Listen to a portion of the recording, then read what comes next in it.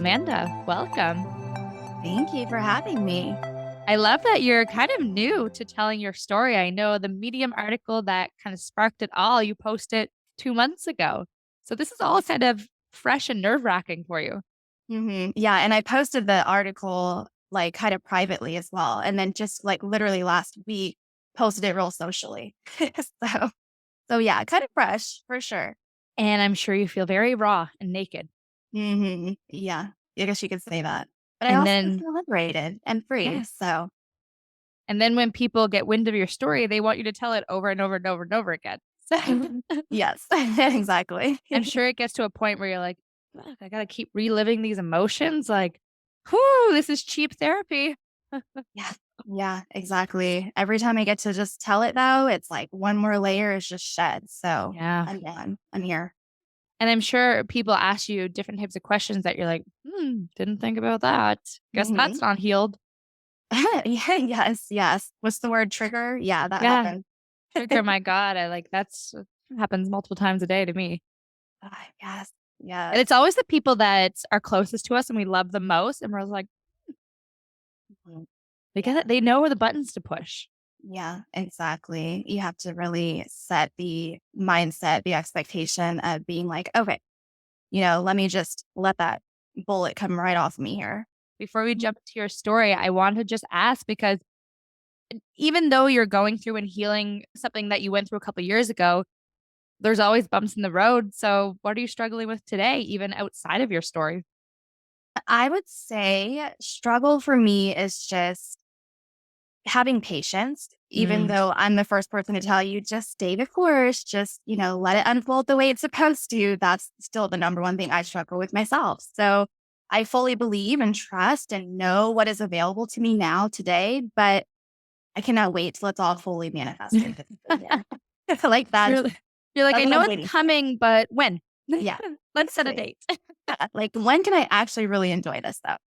I know sometimes, even when I'm saying that, I'm like, okay, like it's coming, like think long term, think bigger than this.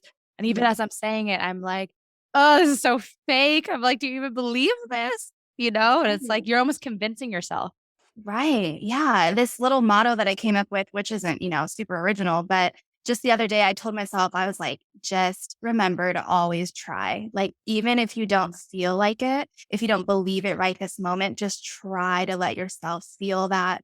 Try to put yourself in that position of that knowing and that power because it makes a huge difference. It So really that's just my does. little mantra lately. It's like, okay, even if I'm waking up and I'm not feeling it today, I'm still going to just try and see what happens. It's interesting. Something as little as getting ready for the day, even if you're not feeling like it, can really turn the mood around, Mhm. and turn the energy. And I'm a big Yeah. believer in energy, and my energy is not always great. And I'm a Right. believer in energy because when my energy is shit, I attract other shit. Yes, exactly. That's just the way it works. And I'm also really just, I'm kind with myself and you'll learn how, as you get to know me better too, that I'm going to be straight up. I'm going to be really authentic with my community, with my friends, my family. I will wake up and I might not be feeling it. And I'll do what you said. Like I'll try and just be like, okay, let me go for a walk or I'll, put on a little mascara today. And if I'm still not feeling it though, I just give myself the day off sometimes. It's like, it's 100%. okay to just give yourself that. Just grant yourself that peace and just say, okay, you know what? It's just not going to happen. And I'm going to be okay with that. Where I live right now, we're in like a converted loft. So where my Mhm. bedroom is, there's no windows. And I'm a morning person, but because there's no windows and natural light coming in, sometimes I can sleep through my alarms like a lot because I Oh, think it's still yeah. dark. And when I first started living here, I used to really beat myself up where I'm like, oh my God, I was supposed to wake up 2 hours ago. And now my total day is ruined, blah, blah, blah. Mhm. And now Yeah. I've like completely shifted that mindset where it's like, what are you going to do about it? Like, Right. Yeah. okay, you start your day 2 hours later than you planned. You've missed a few emails and stuff. And it's like, it's Yeah. done. Like, Yeah. You can't go back and, change time. So let's just start no, with where we're at. I know. And we are so hard on ourselves and we put these arbitrary goals and arbitrary deadlines and rules around ourselves. And to an extent, that's fantastic. That's what makes us achieve Right. things. Right. But we can get really mean to ourselves sometimes. Yeah. Yeah. That's so interesting. I know recently I slept through my alarm and I was supposed to take this is the really tragic story. Like, this was a breakdown day. And my mom had asked me if I could help out with my niece that day and take her to school. I slept through my alarm and she was late for school because of me. You felt And awful. and that's somewhat of a simple thing, right? But it happened to be her school picture day. It also had to be a day where she had a major test she had been studying for the night before. And like, oh my God, it was the most important day of the week. You know what I mean? And the minute I woke up and I saw what time it was, I broke down in tears. I called my mom and I was hysterical. And my niece was close enough to where she just walked to school and that's fine. But she was still late and it was my fault. And I cried the whole day, Janelle. I didn't stop crying, maybe for 5 minutes at a time that whole day. And it wasn't because of that specific incident. I remember calling my mom later that night and I was like, you know what, though? I was like, this is because of my whole life right now and all the pressure. And I'm just trying to do my best. And oh my God, I can't do anything right. And nothing is working out the way I wanted to. And oh my God, it was awful. Like, it was the worst day I've had in years. And it was just, oh, I thought you just played a recording of myself then. This is because my whole life is a mess. I mean, right? I was like, it's not just because I slept through this alarm. It's because, oh my God, everyone has all of this pressure on me. And no one really does, but it's like, Yeah. I'm putting pressure on myself and I feel like I owe it to you guys. And then I couldn't even do this simple favor. And oh my God, I suck. I'm awful. And I'm a failure. yeah. I And can't I do think anything. I know, right? I was like, the ultimate failure. I was like, what kind of an adult cannot wake up on time to take a kid to school? I was like, luckily I don't have kids, so I don't know how this parenting thing works. I'm And then 30. you go down that spiral. Yeah. Never be a good mom. Right. And it's like, God, like I could never be responsible for anyone other than myself. Oh my And God. so it was just this huge spiral of a day. And it just, you know what? That was like my body needed it. I had to just get that release out. I have felt better. I picked her up from school and she forgave me. I mean, she was still a little angry, but she forgave me. And, you know, she's 11 years old. So you're already scared of those 11-year-old girls and their little, attitudes, but we were fine. By the next day, we were fine. And you think obviously it was building up from a lot of stuff that you felt like Right. it was piling on. Clearly a momentous moment of just past shit that I had been going through. So, But it sounds like one of the biggest triggers was letting someone down. right. Oh, yeah, exactly. And And not is only that a that, big but thing for you in your literally, life? right. And Yeah. literally one of the most important people in my life, which was my niece. And so I just felt awful. But yeah, I think it was a major trigger because I thought we talked about this earlier, but I'm like, I thought I was kind of past that. Like, making sure that I was always living up to others' expectations and not letting people down. Like, I thought I was really getting better about this. And something just clicked that day where it's like, oh, I had to work through that. It's Man. always when there's a picture day, when there's a big test. It's never Right. it's never when No, there's a pep rally. no, no, exactly. The most important freaking day. Yep. So, oh my God, it was awful. It's like the universe, are you fucking with me right now? Yeah. Yeah. And you know what? Now that I remember it, it was like the night before the new moon or full one of the moons, Yeah. right? And so here I was the night before, like manifesting, like writing down my manifestations, because this whole new moon. And then that happened. And I was like, the hell? Like, I was like, what in the hell? Like, is this the universe doing to me right now? I was miserable. It's laughing at you. Yeah. Yeah, and luckily, now I can laugh about it with you, but oh my God, I'm already now I'm getting worked up again. Like, my heart's kind of starting to race a little bit. So I think, let's move on, Janelle. Like, oh my The God. the universe is like, so those manifestations, what do you think? We're in charge here. Oh my gosh, yes. Oh my God, I'm getting you riled up about something that's I know, happening I'm now. all worked up now. How am I gonna trigger you a lot when I start asking you questions of what's happened in the past? Right, right. But I want to paint the picture for the audience of kind of the last 2 years of your life, 2, almost 3 years. Yeah, like 2018 to now. And I want to read a little bit of a paragraph from your Medium article that kind of sparked everything you're doing right now and to really set the stage. Yeah, that'd be awesome. So, in your Medium article, you start the article by saying, and I quote, I was curled up in the back seat of my Kia Rio outside of a Walmart parking lot when my friends were just a few hours away celebrating. It was hard to come up with an excuse as to why I couldn't make it to Austin for my friend's bachelorette party. My life at this point had become nothing but lack and scarcity, a life of complete predictability. By the end of 2018, my life was spiraling out of control faster than I could ever keep up. struggling to find success in my career, ending a long term relationship, in massive debt. Within 6 months, I had my car repossessed. I was evicted from my apartment. I had to give up two dogs that were honestly the only light at the time. And honestly, that was the most heartbreaking moment at all. Saying no to a girls' weekend, barely a blip on my radar. Yeah. Yeah. Let me say this, and I'm going to cry for you. Like, it's not Oh. usually that I'm the one crying, but I'm going to. Yeah. When I read this, when I came across your name, I didn't know you were a person a little over a week ago. I didn't know you were a person in this world. And when I read this Medium article, I was like, I didn't even know this girl, and I wish she asked me for help. Like, Yeah. why wasn't this girl asking anyone for help? Oh my gosh. Yeah. So if you don't mind, like, go right back there. So Right. let's list them out again. You were struggling to find success in your career, ending a long term relationship, in massive debt. Mhm. Speaking of stuff piling on, Yeah. where did it all begin? Is it the career kind of stuff happening? I would say like the financial part of things all came from me trying to start this new career and not knowing what the hell I'm doing. So, yes, but I would say the accumulation of all of those events coming to a T in 20, I think it was 18. I would say it was a lifetime of programming that got me there though, because I didn't know how to function fully. I wasn't adulting very well. I didn't know what I deserved. I didn't know my worth. I didn't know that I was supposed to be seeking joy and something that I'm passionate about in my life. I didn't know that it was about focusing on what kind of impact and contribution I want to have in this world. I sincerely just thought, oh my God, I just need to make ends meet. I need to go get my you're gonna laugh because I was in real estate. Because I know you're in real estate. So it's like, yeah, I let's didn't just know go this get about you. my right. So I was like, I'm just gonna go get my real estate license because I know that realtors make money. Well, you have to also be a little bit more, aggressive, a little bit more into it than I was. I had no idea what I was doing. So I let, just let me it let fell me on my face. so you're telling me jumping into real estate and not getting like success right away is what spiraled all this? Yeah, I would say so. Yeah, I think It's that's funny how the universe just brought us together. yeah, isn't it? It's kind of funny because I was doing okay until I did that. I mean, I wasn't doing great. I didn't have like Interesting. any What were you doing major, before that? literally just like waiting tables. And I had done some retail work, years before. And because I had left home, like I grew up in Illinois and I think it was 2014. I was about 24 years old. I left home and I was like, it's time to just explore the world, just go out and see what's out there.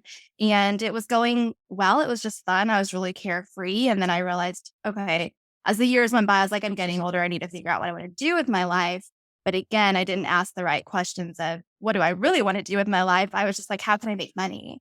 How can I make a lot of money? And so I thought real estate is, Of you get your, course. And it you can get is. certified in 6 months. And I did it, so it's just, that's a whole other, conversation about just aligning with that true purpose and passion. But I would say that's the spark of it is if you don't take business seriously and real estate is a legit business, then you're going to just have a lot of difficulties like I Yeah. did. Being an entrepreneur, you're 100% commission Right. based. And if you don't, one of the biggest things that I did before I jumped into this career is I saved a lot because I knew the money wasn't going to come quick and I wasn't going to jump into it until I had significant savings that if there were slow months and I just went through a couple slow months, which were scary, but I prepared for it. But if I didn't, Amanda, I could be in the Mhm. exact same position that you went through. Right. Yeah, 100%. I had no preparation. I'm not trying to say I don't have support in this world. I have people in my life that support me and help me, but for the most part, like I've been pretty independent. My family didn't teach me about finances. We didn't learn how to save money and, like you said, prepare and, start a business and things like that. So it was all trial and error. My whole life up to where I'm at today, it's just been trial and error. And finally, over the past few years, I've kind of had some more helpful advice and support and tips to get me to where I'm at. But the struggle is real. So, yeah. What I'm gathering for you, I'm the same. If shit hit the fan and I ran out of money or I couldn't make things work, yes, I have a support system. But they also don't have the means to support me to a big extent. Yeah. So, support system would be me end up moving across Canada and going home. That's exactly what I was at. That's where I was at, Janelle, and that's the same thing as my Too family much doesn't. pride. I wouldn't. Right, I'd right, and be my family doesn't really same have the situation. means financially to help me, at that point in time. I was in a relationship for a few years to where he was kind of the primary person paying the bills. Well, guess what? That relationship was toxic. He was an alcoholic. There's a whole slew of things that were wrong with that relationship. So when I finally was like, I'm going to end this relationship and move out on my own. And at that time, again, I was trying to do real estate and no stability at that moment. And all I had was this like leap of faith of like, I'm going to just believe and do the whole journal affirmations and use the coaching that Keller Williams gives me and try and do what they Mm. say and just believe that it's going to be possible. Right. But there's so much more to it. So yeah, I got to that point where like I said in the article, it's like you're scraping together money anytime I would maybe finally get a sale in, it was like all that money would just go straight back to the bills I've been laying 100%. on for 3 months. And so it's tiring. There's no other words for that than just exhaustion. You just are exhausted by life at that point. You cannot in any way enjoy life. I'm not saying this was the most traumatic event or anything like that. For you, it was? Right, but what I'm saying is, like, I I was talking to someone earlier where it's like your version of trauma is different than everyone else's, but in my opinion, financial trauma is a real thing. It's a major thing. I get triggered so much, lately, and I was watching that show on Netflix called Maid. Have you heard of this? She's trying to leave her abusive husband or partner, I don't know. Like, the first 2 episodes were all about her, like, struggle and, like, trying to find shelter and trying to find a place to live and trying to find a job and like, she would just be, like, so strong, like, "I'm okay, I'm fine, like, I'm good, like, don't worry I about me." resonate. She was, like, sleeping in this train station one night, and I was just bawling my eyes out because I remember how many times would I tell people, like, "Yeah, no, I'm fine, I'm good, don't worry about it," and then, like, go zoom across to the Walmart parking lot and tuck myself in. It's, like, ridiculous the things that we do when we're just trying to survive, but I think financial troubles are just the most embarrassing thing, Why right? embarrassing? I think it's just so embarrassing to be like, "I can't support myself." Like, I can't seem to get my shit together. So, I think it's just Mm. so embarrassing to admit that. But, now I know a little bit better, but I think at the time it was like, yeah, that was the big thing for me. Like I said, in my friends, anytime I had to miss wedding showers. I had to miss babies being born. I had to miss those girls' trips. And it's like, how come I can't just get it together and, be able to buy a freaking plane ticket to just go have a weekend away? So yeah, to me that was embarrassing. And I think those are the two words I would say is like embarrassment and just absolute exhaustion from those Yeah. days. So what are you telling your friends of why you can't go? Do they know Mm, what hardship you're in? That I think that's the part that breaks my heart the right. most is no one knew what was happening. So how are you still living life? You're obviously still communicating with people and whatnot, but like, how do they not know what's happening? Because I had left them all and I had moved across the state, to Texas. I had moved away. I didn't know anyone in Dallas when I lived there. I was just me and my boyfriend at the time. And so I could keep it all a secret. So But what you I still was have telling friends in them, Dallas, or maybe if you well, started real estate, you right, a still have few, but not coworkers. enough like to where it was noticeable, right? So it wasn't, there were like 2 people that knew a little bit about what was going on. But again, I would still kind of sugarcoat it. Yeah. What I was doing was just, yeah, brushing it off. Like, you know what? Right now, I'm going through a tough spot, but I I'm really bad about saying like, but any minute now, like I feel it. I know for sure, like it's gonna turn around, guys. Don't worry about me. And I'm still doing that today. Like I'm not at all where I was 2 or 3 years ago. But right now, not financially this minute. But I was talking to my friend yesterday where I was like, if I think about everything right now that is like going on in my life, I was like, I could really cry. I could really have a breakdown. I was like, but you know what? If I don't think about it, I'm fine. So No, but it's how just long can you getting go like that? right, exactly. So I'm getting so much better about just telling the truth. I think it's like, oh my God, like just tell people the truth, Amanda. Like it's just so tiring to keep putting up this charade. And so that's why when I was watching that show, I literally was just crying because I was like, I remember when you just tell everyone you're fine and yet you're screaming inside, you're suffering inside, and you're not okay. But yeah, it was a lot of pressure. And then it got to the point where, it just became my way of life as well. So here I was. I remember that first night, like, I think I even put it like in my notes app in my phone where I was like, this is temporary. You can do this. This is going to be okay. Just remember. And this will be a blip on the radar. Hmm. And, which was fine. And I felt like at that point, I was like, there has to be something more to life. And I knew that. It was like this running theme in my mind ever since I was little, even like observing life and observing others and just thinking, like, oh my God, there has to be more. There has to be more to this. Yep. And so at that point, that was my tip of the iceberg where I was like, okay, I'm choosing to stay in my car rather than run home to mom because I know there's something more. And oh my God, it is my life's work now to figure this out. So that's what I was doing. That was, you And that know, kept you going, that kept me like that going. adrenaline. Right. It was that adrenaline. And then again, it just got so familiar where it's like 6 months, 7 months, eight. Before you know, it's like, oh my God, it's been a year. And here I am. This is just my routine now. This is my daily life. And so, again, though, what's really interesting is now, like, that was 2019, that whole year I lived out that way. And so now it's been what, 2 years later, and it truly does feel like forever ago. Like, it really, It's a truly does different seem like person, a so different far life. distant. And I'm so completely different than I was. I'm thankful for that time almost because that's where I found out who the hell I really am. That's how I found out that I am a creator of my own reality and I can absolutely make something more for my life. So let me ask you this. Why did you leave Illinois and go to Dallas, and how old were you? I was 24 and I was super bored. I come from a small-ish town and I want to see what else is out there. I had no plan, honestly. One of my brothers had moved away and he was like, why don't you come stay with us for a little bit in Maryland? And I was like, okay, cool. I was going to go to Maryland. I was just going to, again, no plan, just going to enjoy life for a little bit. And instead, I met this guy, and you know how it goes. It's like, instead, I met this guy, and we settled down, and I ended up staying in Maryland for a year and a half. And then he wanted to move to Dallas, so we moved to Dallas. And then I just stayed there for about 4 years because I was just kind of getting settled there. But about 3 months ago, it was kind of like I could feel that next chapter coming on, where I was like, Mhm. I'm kind of over. I never really loved Dallas, anyways. Sorry to all the Dallas listeners, but it wasn't my favorite place by any means. I kind of just got stuck there, to be honest. Yeah. Well, you And moved for so, a guy, like, you're going yeah, as a couple, so you're willing to yeah, compromise.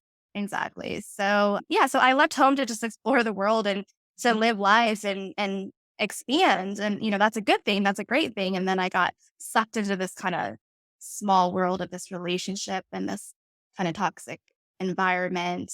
And I didn't let myself live fully the way that I knew I should. I was never who I wanted to be with him. I was never able to live as large as I wanted to when I was with him. So finally now I'm getting there to where, yeah, I'm doing what I wanted to do 7 years ago. Yeah.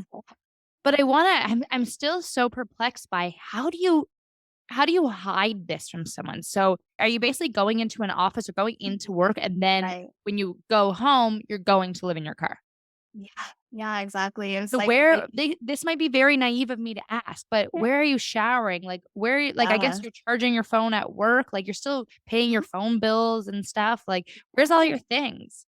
Yeah, it was everything that I could fit into the car was what I had at that What you moment, kept? clothes and a few little sentimental things, but, for the most part, I just didn't have much with me, but it was waking up, like I said, Walmart's felt the safest place for me, so I would stay at a Walmart parking lot.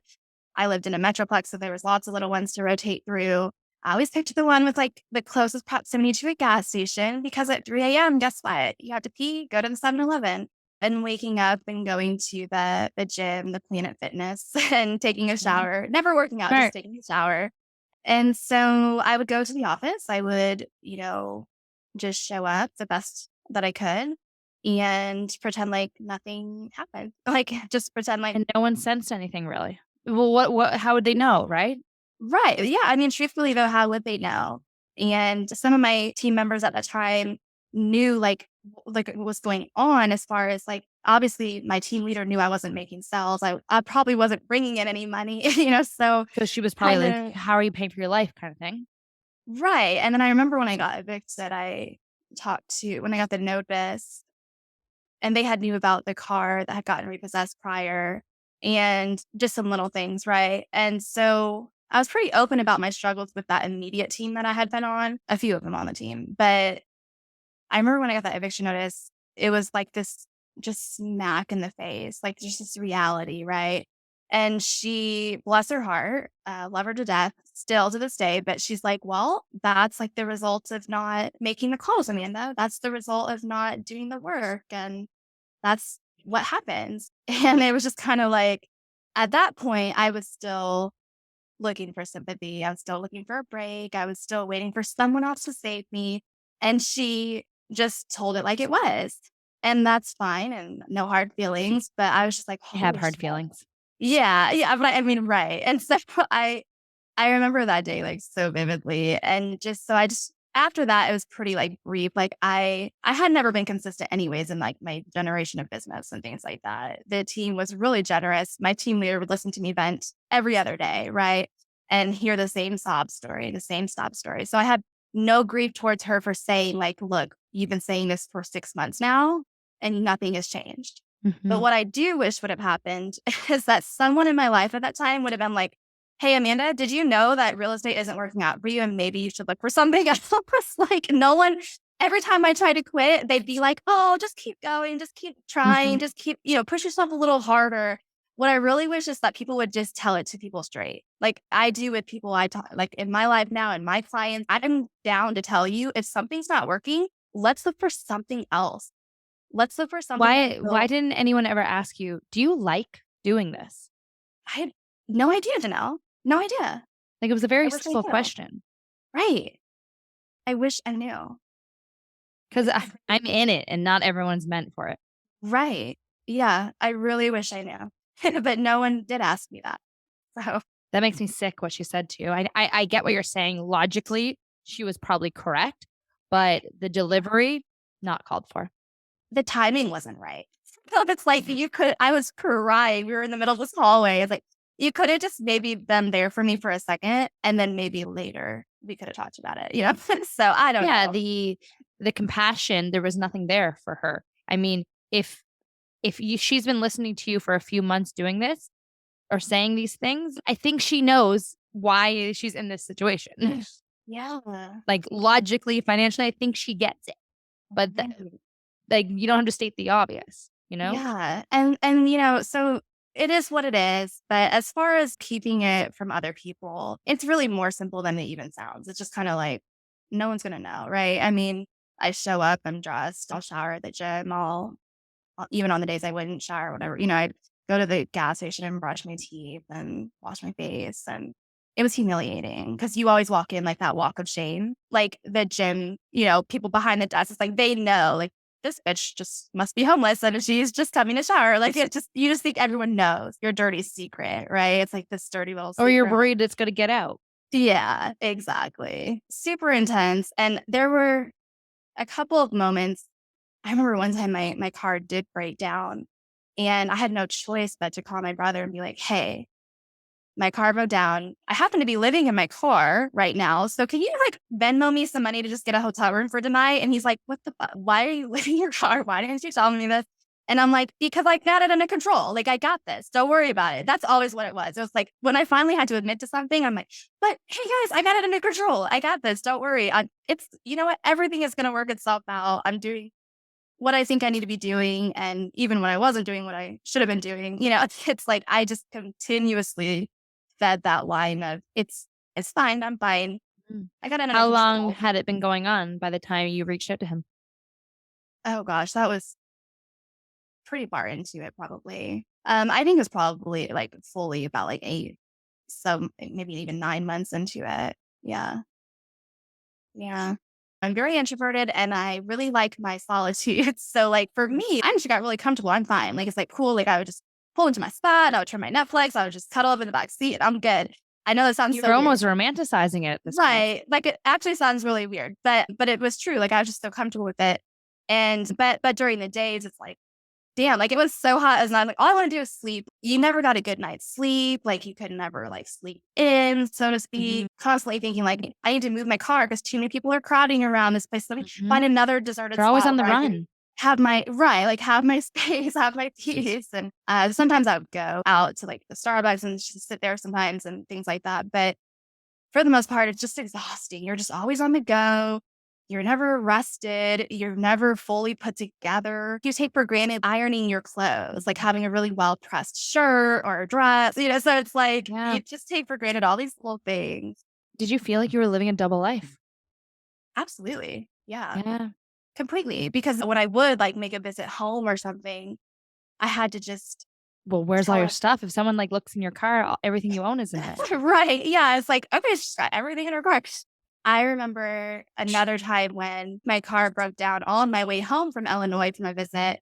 And I always have car troubles, it feels like. Mhm. I'm even having car troubles right now. Like, I needed to stop putting that in the universe. But I remember like I was driving home and I was like an hour and a half away from Dallas and my car broke and I had to call my mom and I had to tell her because at the time she thought I was just staying with a friend because I had told her, I was like, well, my lease was at, that's what I told her when I got evicted. I was like, well, my lease came up and I don't want to renew right now because I'm not financially super stable. I was never like It's a super, I was, fantastic lie. right. Yeah. And so I remember when I was like, who do I call right now? Because I'm not a person that makes a lot of friends easily. So I really only had like two friends the whole time I lived in Dallas, but I couldn't call them at 4 a.m. in the morning, an hour and a half out of Dallas. So it was just this awkward situation when things like that would happen. That's when I would question everything about my life. Why am I doing this to myself? Yeah, why Why am I am I not letting making anyone in? myself go through this? Yeah. Right. And so, more so than not, I just fully kept up with that belief that yes, I believe I'm doing the right things right now. I'm Mhm. learning what I need to learn. I'm stepping into my truth. And this was during the time when I was starting to really do a lot of work on myself and Mhm. spiritually come into who I was and understanding all of that. Right. And so I felt like I couldn't do that if I were to go home because I'm from a small town, pretty So am simple I. minded, small minded, right? Like not in a bad way, but just kind of like a Oh, I know. people, wouldn't be understood fully Mhm. what I was doing. So yeah, so that's just where I was at. Just this double life, like you said. And so many times I would question it, but more times than not, I would answer it in a way of saying, this is temporary. I know that I'm going to get out of this. The answer is going to be just around the corner. And eventually it came and nothing major Was and that dramatic. true deep down, though? Did you really know you're like, "It'll be okay," or were you trying to convince yourself? I think at first it was convincing myself, but truly it didn't take long for me to really believe it. Yeah. Good. And you Yeah. like, deep down, you're like, "This is temporary." Mhm. Yeah. Yeah. I think really fully I did believe that. Let me ask you this, because you left home and went to a bigger city, bigger life, wanting more for yourself, do you think that's a big reason of why you didn't want to let people from home know how bad it was? Because it might be you failed? You couldn't make Mhm. it in the bigger city? Yeah. Yeah. I would say it was a big combination of things. But what's interesting is I had a full hypnotherapy session on this where we regressed back to this kind of time, right? And so what I can kind of like articulate now is that I fully understood that I had support available and I wasn't fully hung up on the fact that of that failure part. It distressed me, but it wasn't the leading cause of me wanting to do this lifestyle. The reason I chose this more so was because until I can articulate and verbalize what my end goal is, that was a big thing for me. It's like, I need to be able to let people understand me and what I'm doing and what my vision is for my future.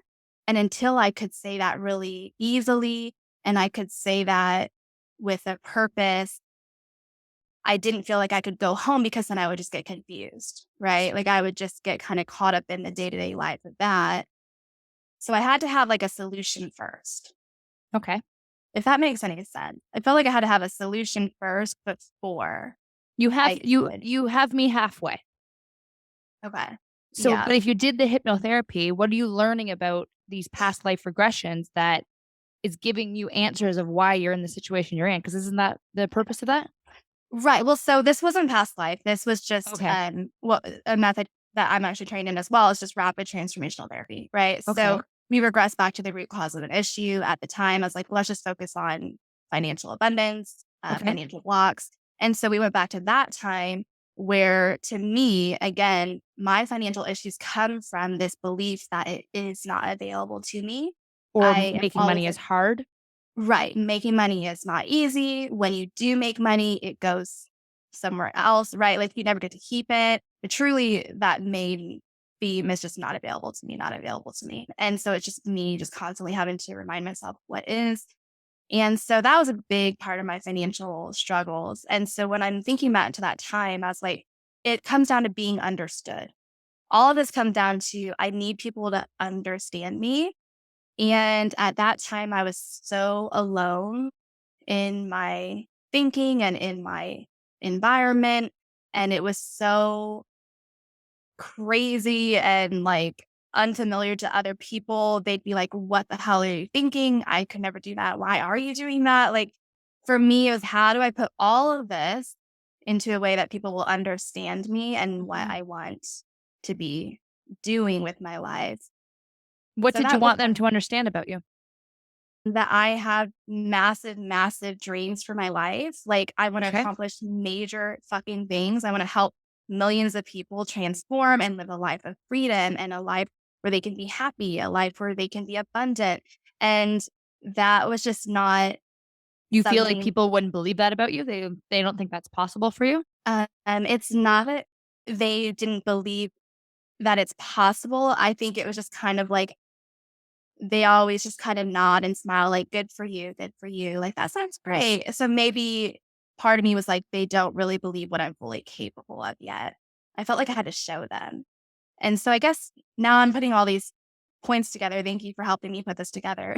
But like I think for me, it's like I maybe I did feel like at that time I had no evidence to show them that I was capable of all of these things. So I had to make sure that when I go back to them and I tell them this whole story, the whole reason why I did this, I Mhm. need them to understand this because of X, Y, and Z, which would be, well, now looking back on it, it's like this whole situation, this whole story has helped me today to be talking to people like you and be able to have my clients relate to me and to be helping people break through and make their own impact in this world. So without that year of my life, I probably would still be struggling with a lot of those things today. I'm in agreement with you. But my question to you is, who's they? Right. Yeah. No, Yeah. That's who such a is good it? question. They at the time was mom and brothers and family and friends and even more than that, it's just anyone. I had to just I just thought the whole world was looking at me at that point and I didn't have anything to show. I get it. I'm asking these questions because I get it. Yeah. I'm able to ask Right. these questions because it's very relatable.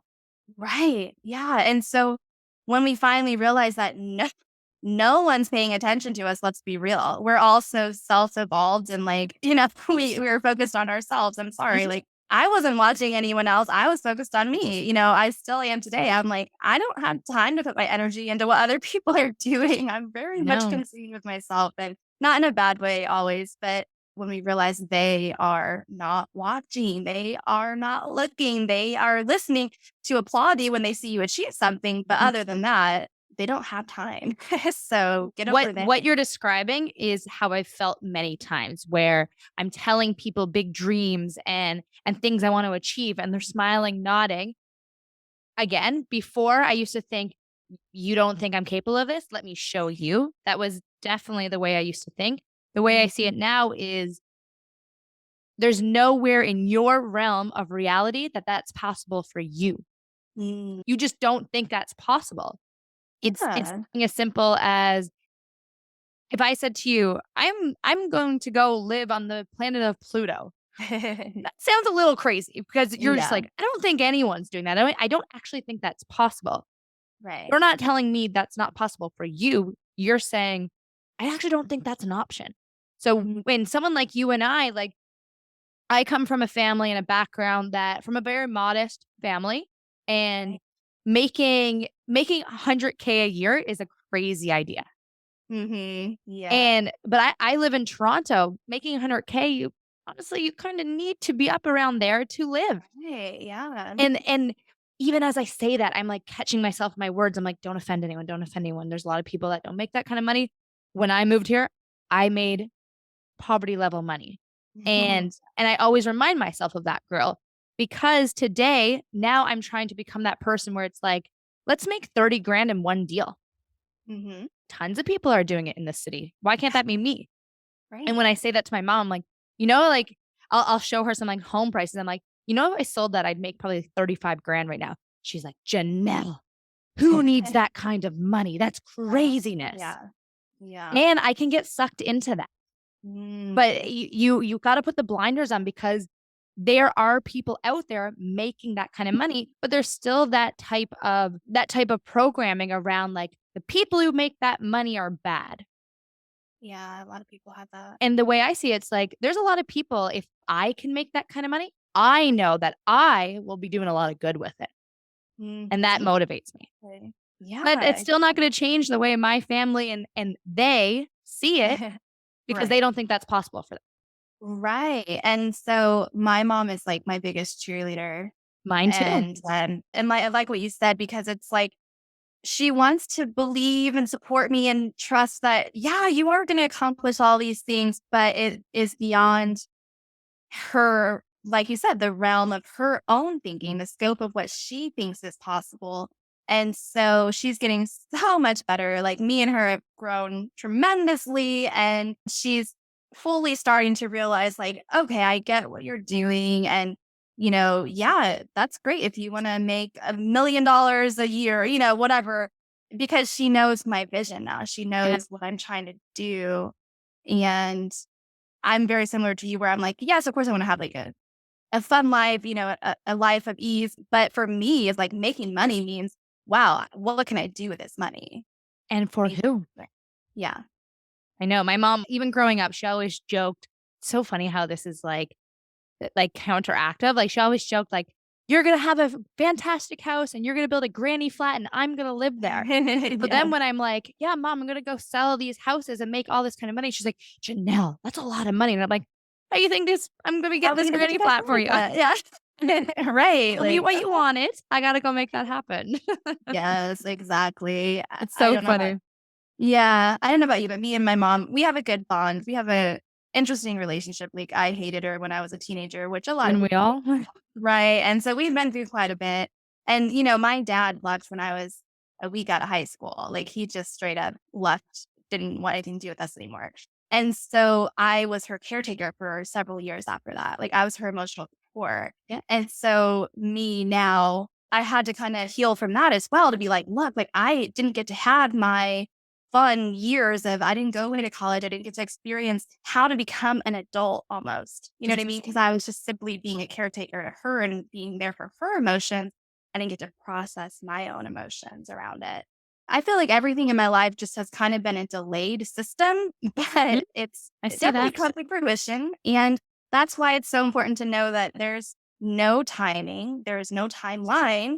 You just have to just do the work whenever it presents itself, right? So I didn't have a lot of issues from that time that I thought of until recently where I'm like, let me work through this a little bit, She kind of took away a few years of my life, which I love her dearly. We've talked about it. But so it's like let's focus on the fact that now like we're best friends and we support each other in different ways. Me and her get to talk human to human now. I'm not that little girl that's not getting the love and attention that she really wants. So, yeah. I like that you brought up your mom because when we first spoke a week or so ago, your mom still didn't really know all this Mhm. stuff that you went through. And you Yeah. said to me, you're like, I gotta probably have this conversation if I'm gonna start going on podcast. And Mhm. you told me earlier that you have had that conversation. Yeah. I'm sorry, but that's very heartbreaking that your mom had no idea what was going on. So how are these Right. conversations going with her? So good. Like so much better Good. than I ever imagined. Right. But Like isn't she she upset and heartbroken? yeah, she was heartbroken. And she's how I learned to kind of suppress my emotions and my feelings. So, like, she's the queen of it, and I'm like, Of course. second in command. But I just straight up just had a really good conversation with her. As I told her, I was like, look, I have some speaking stuff coming up I'm really excited about. And I've been writing a lot. And so she's kind of like, cool, like, what are you going to be talking about? And it's like, well, what we're going to be talking about is this, And so I was like, I want to make sure that you know my full story because it's fair for you to know it in case, Susie down the block sees it and wants to talk to you about it. So Susie down the block is gonna know. right, exactly. And so she was really I'm really good at reading her more than she even lets us Hmm. see, you know what I mean? So I could tell that she was pretty upset. She was feeling really, saddened to hear it. But she was like, she's like, I wish you would have told me I could have helped you more. She's like, I wish I could have helped you more, but let's be real, she couldn't. She makes like 18K a year. So it's like, let's just be real. It's like, I told her, like, I didn't want to put that added pressure on you because her Hmm. first instinct is, yes, that's my daughter. Let me help her. I want her main job in life is to be a mom. Like, she loves us dearly. She wants us to be happy and healthy. And so it broke her heart, but she was also really proud. And the next day, she's like, I told your aunts, I sent them the article because I sent her the article. It's like I sent it to Love how them. she's still Just proud saying of how you. yeah, and she's like, I sent it to them too, and they were just saying how they were so sorry that you had to go through that, but they're really proud of you. And so it was a really productive conversation, probably the most productive conversation we've ever had, which is really Yeah. good. Yeah, But she's still your mom. yeah, It's like, what else is she gonna say to you, Amanda? I'm right. proud of you, but like, you didn't really give me the opportunity to help you. Even if I couldn't, like, I would like be an emotional support and like help you find ways to problem solve Mhm. this, even if I can't pay for it myself. Yeah, But I'm sure deep down inside of you, you almost probably wanted to go through these hardships to prove to yourself that you could do it. You don't seem like the person that wants to lean on anyone. yeah. It's very hard for me to ask for help. It's Me too. very hard for me to let anyone else support me. And I learned that from my mom. She's very independent, very fierce about that and protecting herself. So for me to just become more and more vulnerable as I grow with the life that I've lived and grow towards the future that I'm building, I realize like how absolutely freeing it is to not have any secrets. Like, oh my God, like Deep I don't have secrets. to, right? It's like, I don't have any more secrets. That was my dirty Mhm. secret and I let it out. And now everyone can know. And there's not a group here that knows and a group here that I can't say it to, or, it's everybody freaking knows. And I'm just letting everyone know this is who I am. This is where I'm going. And also, I'm still struggling right now Of in certain course. areas, just like you are. And you're really authentic about saying that as well, where it's like, I am not this like person that was homeless 3 years ago and now I'm a millionaire. Let me share my story. No, no, no, guys. I'm rebuilding. I'm Mhm. setting down a new foundation. And thank God now I have a stronger foundation because of what happened. Agreed. I'm very self aware and I'm very sure of myself now. And I love it. I agree. This gives me a great opportunity to ask this question, but also provide you with the answers based on your framework to helping other people. I want to know, how do we move forward after painful and traumatic experiences? And based on your framework, you say there's 3 steps. You say there's step one, we must first release the emotional attachment from the event. Do you feel like you have that conquered? I do actually. I do. 'Cause I I feel feel like like based on our I conversation, think you have like you and too. I right. I feel like you and I said we're always gonna be it's the process. We're always gonna be triggered Mhm. sometimes, right? And be like, okay, but it's how do we react to that trigger is a huge, massive step. The goal is to say, okay, yes, that triggered me, but I know why, and I don't have to let it consume me. Yeah. So yes, absolutely releasing the attachment. This is my favorite thing to do when I'm working with clients now is you get to decide that not just decide, but affirm like that is no longer me. That Yeah. is not me anymore. I'm not that past version of myself. I'm not that little girl that was wounded. I'm not that 24-year-old that left home with this big heart and open mind and got crushed. So like I am no longer that version of myself. And I can understand why some of the things happened. I also know now that a lot of that didn't have to happen if I would have known some of the things that I know today. But I Yeah. did best that I could with what I knew at the time. And now I know better. So again, I can have a little bit more of a solid foundation in going forward. Yeah, you say step 2, we must forgive ourselves for who we were when we didn't know better. Yeah.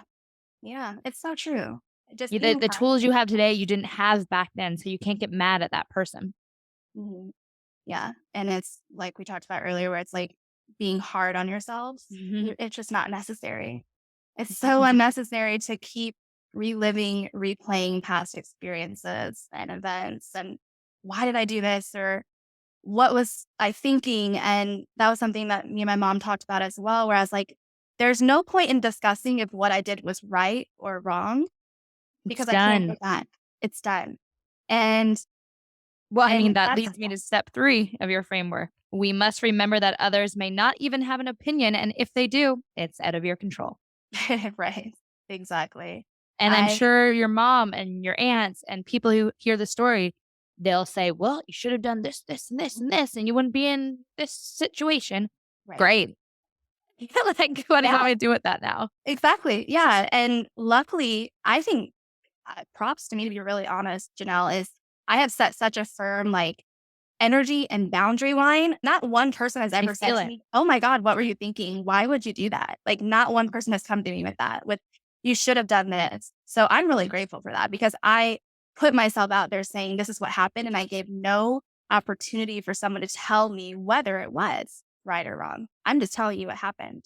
I'm setting this down because, again, I'm tired of having any secrets. I'm tired of the exhaustion of knowing who knows what about me and just not being able to live as openly as I want. So, yeah, yeah. So that leads me to ask you, what are you open to hearing from people? You're obviously not open to hearing solutions to shit that's already went down and you can't change it.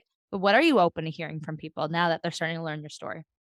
I am open to hearing anyone that wants to share their story with me Mhm. in a way of, can I share this with you because I'm inspired as well to put my message out there? Mhm. I'm inspired as well to not let myself be fully attached to that past emotion or experience. So I have worked with a few people where, they're not quite ready to heal. Like they are still maybe in the thick of it and they don't fully understand what they are capable of themselves. And so I would tell them, I'm here to support you. I'm here to offer you what I can, but it's not to say that I can give you my energy. I can't give you all of my attention or power by any means, right? So, yeah, so what I'm open to hearing is just anyone that wants to collaborate in this collective idea of expansion for our inner framework, for having stronger connections with people in this world. And I'm looking for people that want to help make this world a better place, a brighter place, and collaborate. And one of the things I love, there's someone named Neil Donald Walsh, she's an author that has taught me to demonstrate who you want to be for this world Mm. and what you want others to be for this world. So that's my framework now, is just I'm here to demonstrate, and I can't let anyone into my life that is going to pull me away from the direction I know I deserve to go in. Deserve and intend to. Hmm. Yeah. Why do you think people are so reluctant to acknowledging their past traumatic experiences?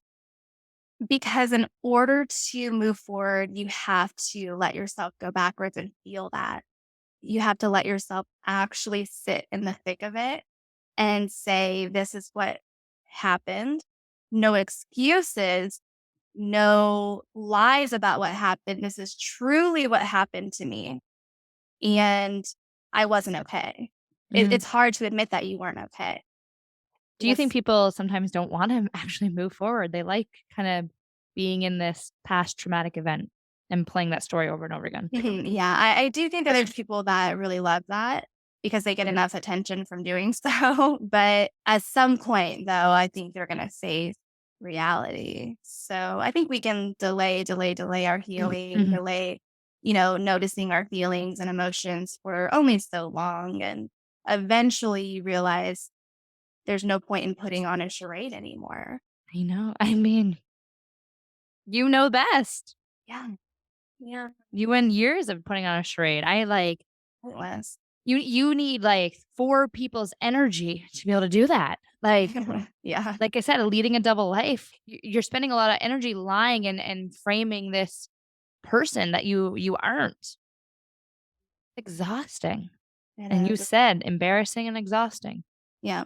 So exhausting. I know. I'm like drained, like putting myself in your shoes. I'm like, oh my God, that's a lot to have on your shoulders at all times. Yeah. Mm. Yeah. But you know what? It was an important part of my journey. And like I said, I have to almost be grateful for it because during that time is when I realized how strong I actually am, like how much I can get through. And so now, anything that comes my way, I'm sorry, like nothing phases me anymore. Like I'm like, it just doesn't phase me. You can throw anything my way and it just doesn't affect me. Nothing is going to alter this zone, this intention that I'm on. Like I have Mhm. this laser focus about what I want. And I'm not interested in anyone that wants to distract me from that. I feel you, girl. You don't have to tell me. So you're painting this big picture of the future and the impact that you want to have, but give me some more specifics. Like, what does that look like?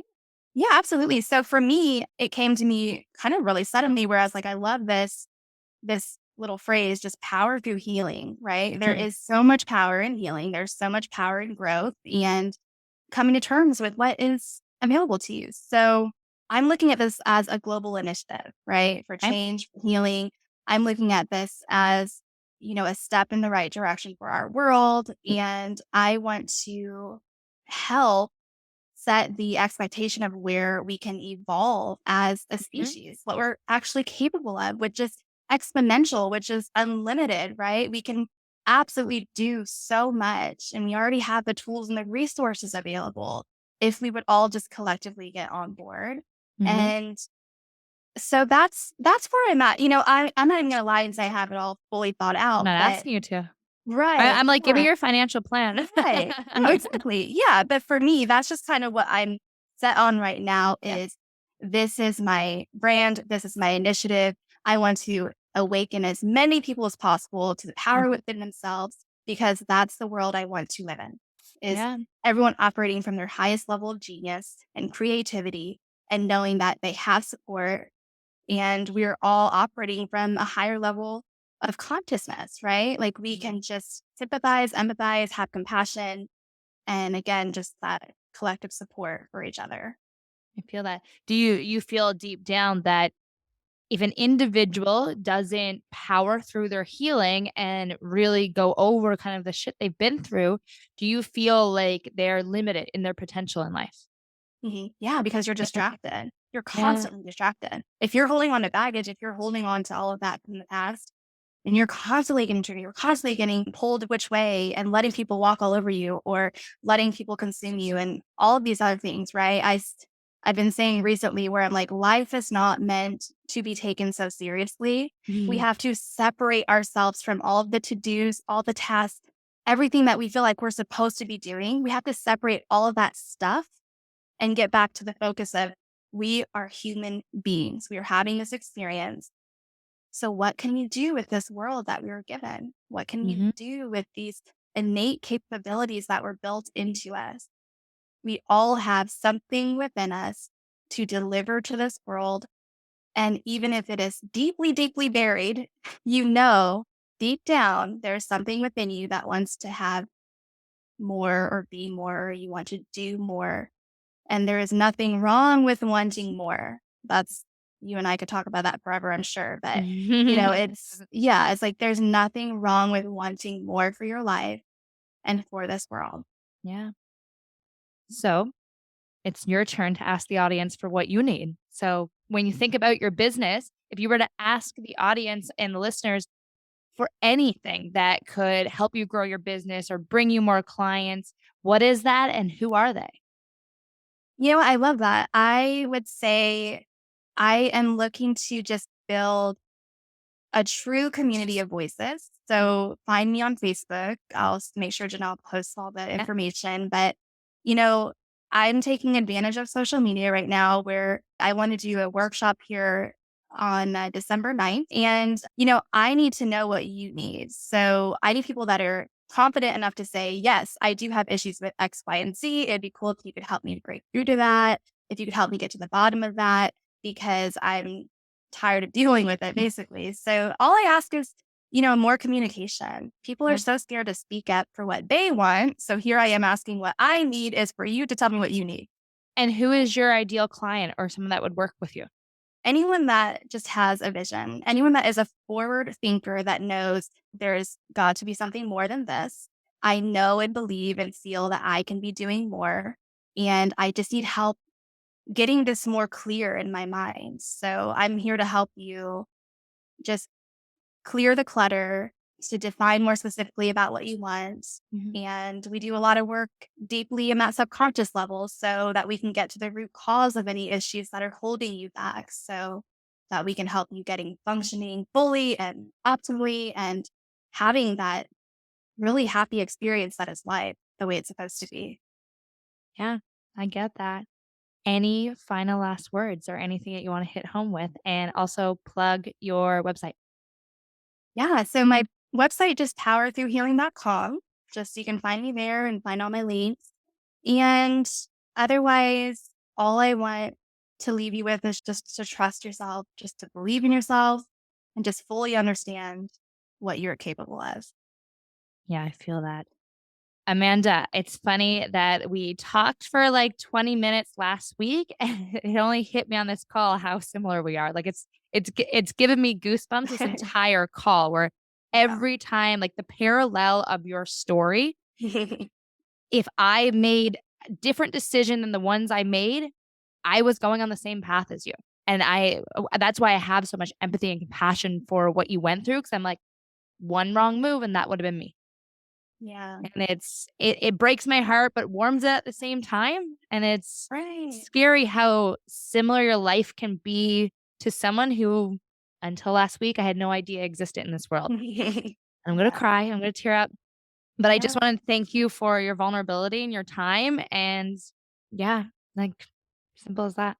Well, thank you. Thank you so much for reaching out to me and doing this podcast and doing this work to share these stories with others because that's how we motivate others to feel confident and comfortable in sharing themselves. Like I said, my story is not the most dramatic or crazy, wildest story out there, but it's something that you can relate to and others relate to as well. And it's okay to share yourself. It's safe to share yourself.